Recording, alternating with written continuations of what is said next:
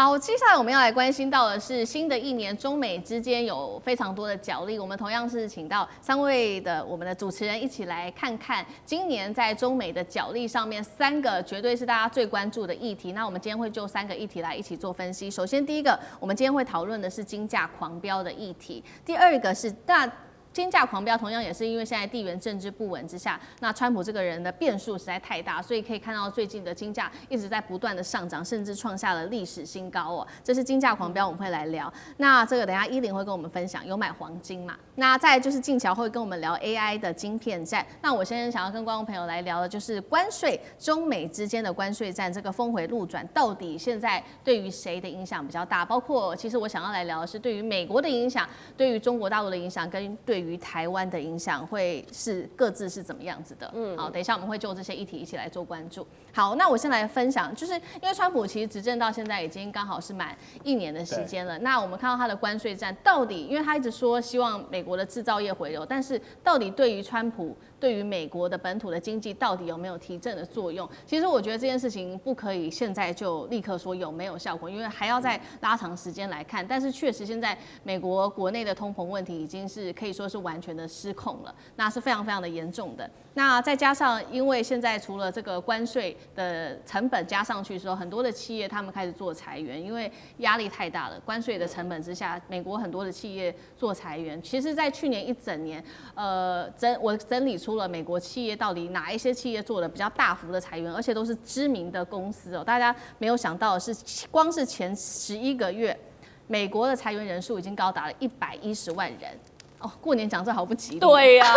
沒有辦法，因為人之後還會陸續被機器人沒錯，沒錯，沒錯，大家都要面臨這個問題。對，那其實我蠻多的朋友，他們在美國科技業矽谷工作，也有一些朋友在 Google， 也有一些朋友在Facebook。然後都是大型的。朋友怎麼都這麼優秀、啊？就是工程師，我們也是他朋友啊。也可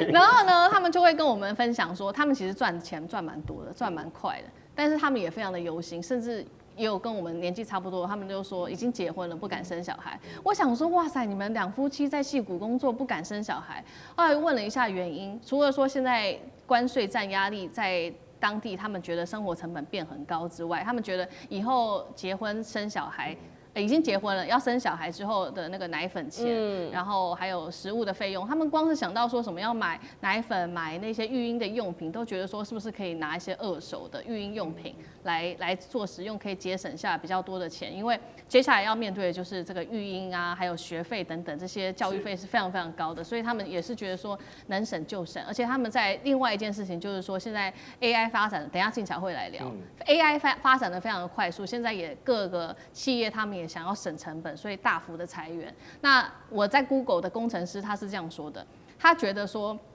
他現在能夠賺就趕快賺。能賺多少就賺多少，他很擔心，其實有一天他自己很快就被裁員了，所以他現在也是把握機會。但我剛剛說了嘛，就是有幾家比較大型的公司在裁員，我們看到個十百千萬哦 ，Amazon 亞馬遜就裁了3萬人哈，然後雅詩蘭黛裁了7000人，然後再來看到這個是寶喬7000人 ，UPS 34000人，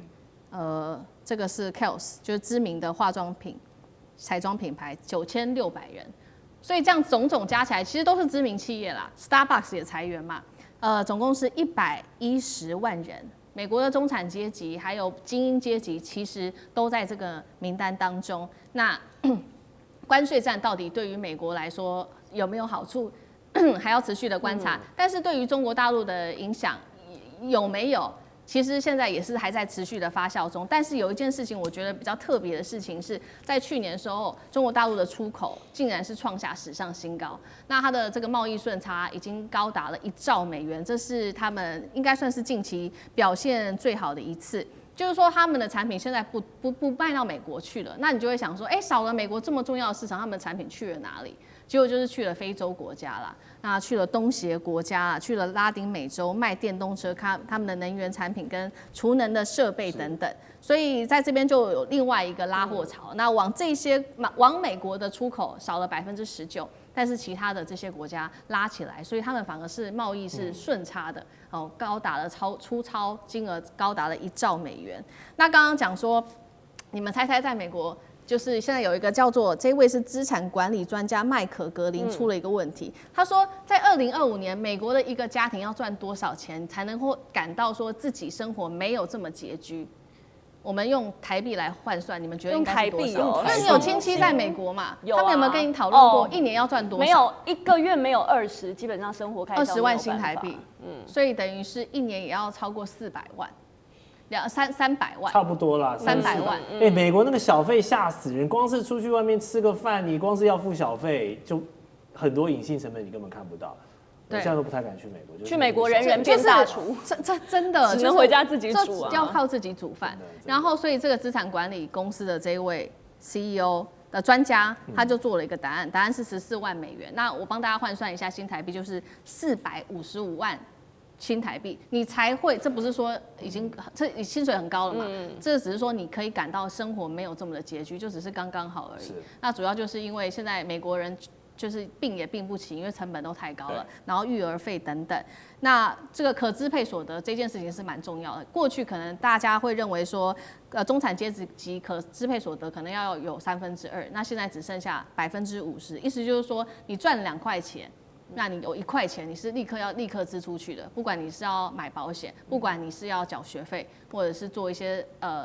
或者是買食物等等，這些都變成你立刻要支出的，這樣，所以現在的壓力是非常的大。是。那關稅戰對於中國來說有沒有什麼樣的影響？我覺得剛剛說的是好的，是出口大好。但是其實自己內部，中國大陸現在也面臨到他自己在內需上面的一些比較困難的地方，包括它的整體的內需現在已經沒有之前的這麼好，整體的內需還在放緩當中。然後中國大陸自己內部的競爭非常的激烈，年輕人找工作等等內捲的問題也是他們要解決的，還有消費啊必須要被拉抬等等。還有房地產到現在其實都還在恢復當中。你很難想象中國前幾年房地產火車頭的那個形勢，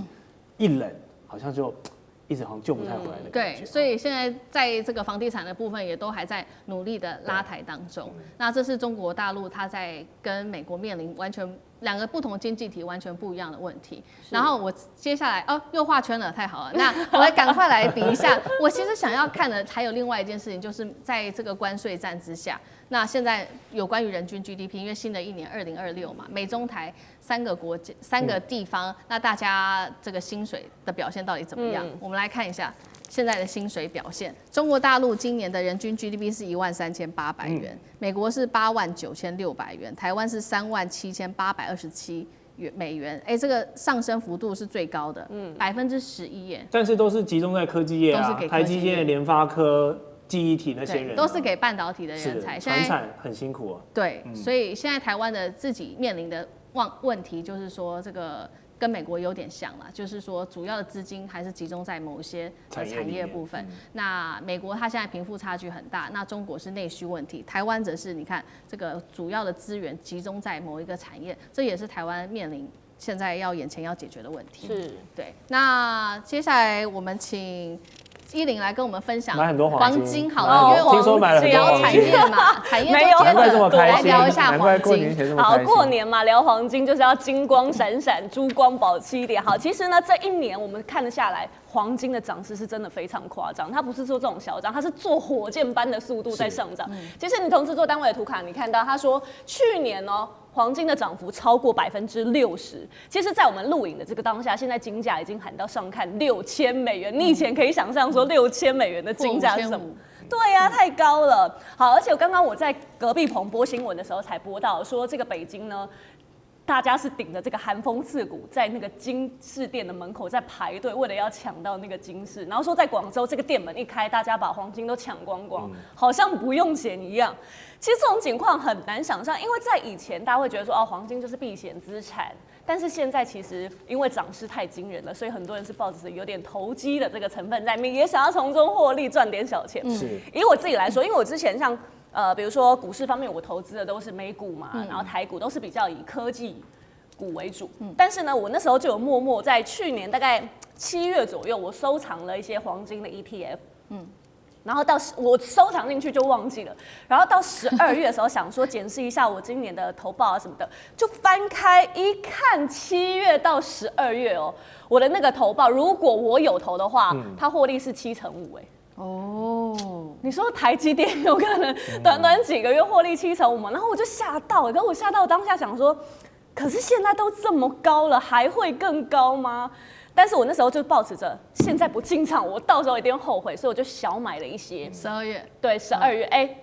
，12月底快1月的时候，我就小買一些。然後呢，这中間我就是定期定額，可能就是小買一些。然後到現在哦，你看我們錄影呢才1個月的時間，其實投報大概3-4成，非常可觀的。真的，就是連現在那些 AI 科技股、妖股，其實都很难比上的一個價格。是。但我們要聊到，就是在講說，其實大家以前都會覺得說黃金就是避險，那為什麼現在黃金這麼熱？從國際局勢上來看，其實就是因為說現在全球經濟通膨的壓力真的太大了，還有地緣政治很緊張，然後還有美元的波動、利率政策這些不確定性。那你的資金會想要找一個安全的出口嘛？那甚至这個出口也可能讓你有一些小小的獲利，所以就湧到黃金這裡。黃金很理想，這幾年美債的表現太差了。是啊，以往大家會買美債，對，這幾年都覺得黃金的表現更好一點。現在大家都在拋售美債變債王，也是因為川普政府的做法跟作風啦，讓過去美元霸權的這樣的一個公信力，我覺得受到蠻大的打擊。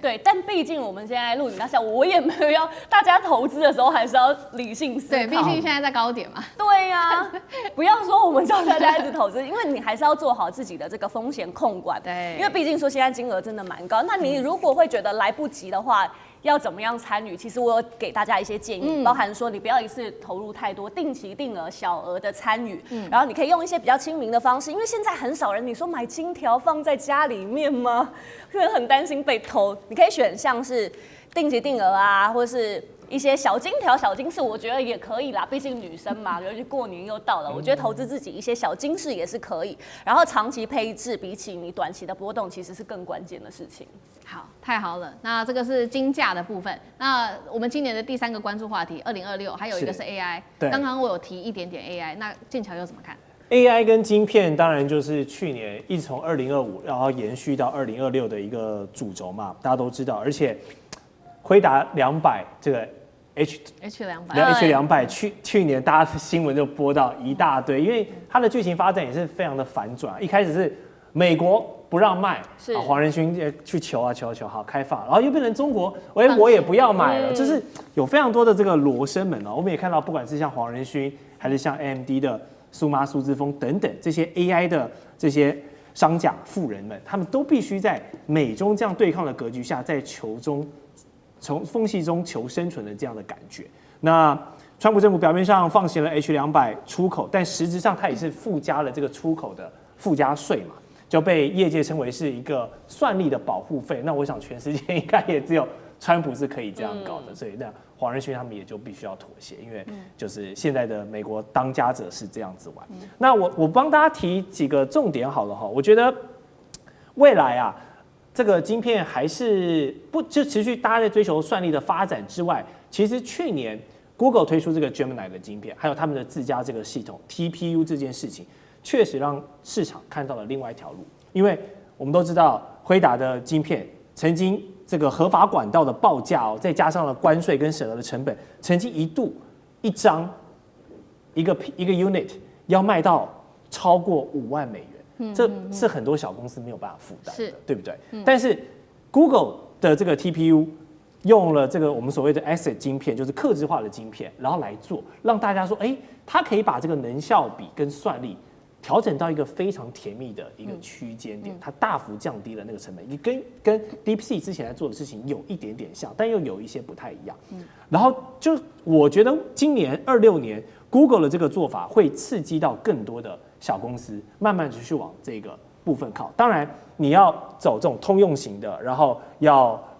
涵蓋的廣泛包圍的，你當然還是輝達的晶片是首選，但是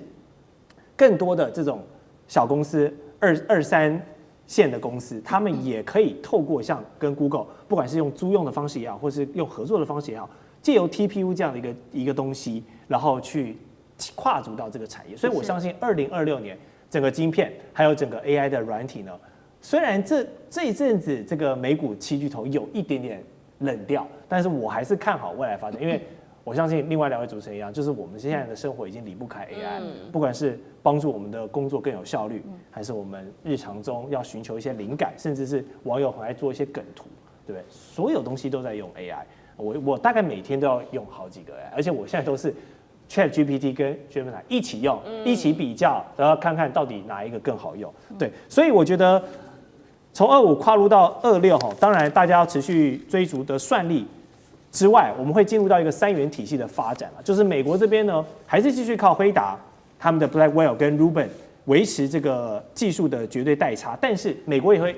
面臨到他們的背後的這些基礎設施，像是電力的問題這個部分，對，他們現在要急起直追，但是美國的各種法規、各種的運作模式沒有辦法像中國這樣子這麼大規模的去傾國家之力去投入，對，所以他们還是民間各立為王，像諸侯這樣子去弄，所以在整合上會差中國一些。那中國是要走出一條這個用演算法的效率來彌補算力不足的一個路徑。雖然這陣子我們看到黃仁勳董事長去了北京之後，中國現在已經有幾間公司買了，但是要跟美國現在既有的晶片算力來比的話，還是有一些差距。但就是像靠 DeepSeek R1這些公司靠更少的算力、更聰明的架構，然後還有背後這個強大的電力，我覺得26年甚至是27年。背後這個電力，中國是非常有搞頭的一件事情。尤其現在中國大陸在發展就是西電東送啦，所以他們其實是請國家之力在完全的發展他們的電力，讓他們電力足夠。那這是美國現在覺得，也包括了這個黃仁勳在內，還有這個馬斯克，他們自己都覺得說，這個是對於他們來說是最大的威脅。是啊，馬斯克就說，你沒有電力，你就算擁有一大堆 AI 設備，也都是廢鐵啊。所以電力這個東西，大家還是要謹慎啊，尤其是。我覺得一個國家的能源政策非常重要。當然中國大陸地大物博，核能、風力、綠能它都可以做。但是如果一些是資源沒有那麼豐富的地方，你還要繼續做風力嗎？你還要繼續怎麼樣嗎？是不是核能還是日本發生福島之後，他們還是回去擁抱核能？這會不會是小島國必須沒有辦法逃開的一個能源的一個迷思？我覺得大家還是要更謹慎的去思考這個問題。好，謝謝靖喬，這是我們大家分享到的2026年，我們覺得3個會引爆火線話題的議題，分享給大家。休息一下，馬上回來。地緣政治、美中之爭、戰略價值、強權崛起、小國生存，現在與未來洞悉事件走向，掌握世界脈動，全球觀點盡在環球大戰。